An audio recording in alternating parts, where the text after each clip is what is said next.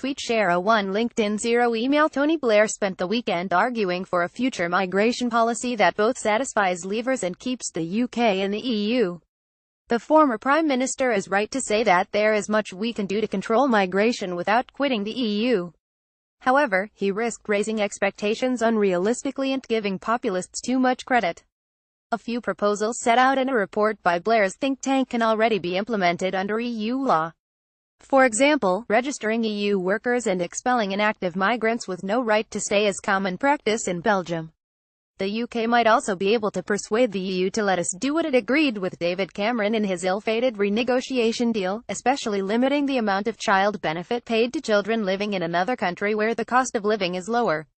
Some of Blair's proposals also go with the grain of what's happening in EU policy right now. Tightening up the so-called Posted Workers Directive, which allows firms to post workers in other EU countries but undercut existing workers by paying substantially less than the prevailing local wage, is a key aim of Emmanuel Macron. We should certainly back the French president over this. However, other proposals, especially those that involve preferential treatment for British citizens or discrimination against EU citizens from elsewhere, don't seem that achievable. For example, setting higher tuition fees for EU students would clash with current EU rules and values. Meanwhile, stopping EU citizens entering Britain unless they have a job offer would come up hard against EU case law.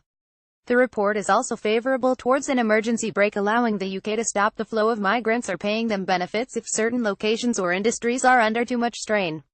Cameron only managed to get a break on the fairly technical issue of migrants' rights to in-work benefits, but Blair seems to think EU leaders will be more amenable now post the Brexit vote. There's certainly something in the idea that the EU may treat the UK as a prodigal son if it decides to stay in the EU and kill a fatted calf to celebrate. But it may be too much to expect that it will tolerate such an emergency brake. The broader risk of Blair pitching new migration controls is that it gives populists' anti-immigration fixation too much credit. Although his report looked extensively at the benefits of EU migration, Blair's interview with the BBC's Andrew Marr focused on public anxieties and restricting immigration. The downward pressure on wages, mentioned several times by Blair in his Marr interview, is small and limited to a narrow section of the workforce.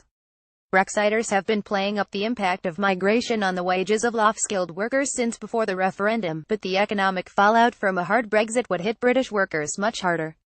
What's more, the minor impact on wages is dwarfed by the long-term benefits EU migration has brought the UK economy in the form of tax receipts, investment, staffing of key industries, creation of new businesses and jobs, as well as numerous cultural benefits. Our own government should be ensuring that the benefits of EU migration are fairly distributed across the population. Among other things, this means making sure there are enough schools, homes and healthcare in areas which have seen a sudden influx of EU migrants. It also means cracking down on abuses of our employment laws, including failure to pay the minimum wage. And, yes, it means tightening up the rules on EU free movement insofar as we are able to. This is the argument pro-Europeans should be making. Tweet share 01 LinkedIn 0 email edited by Hugo Dixon.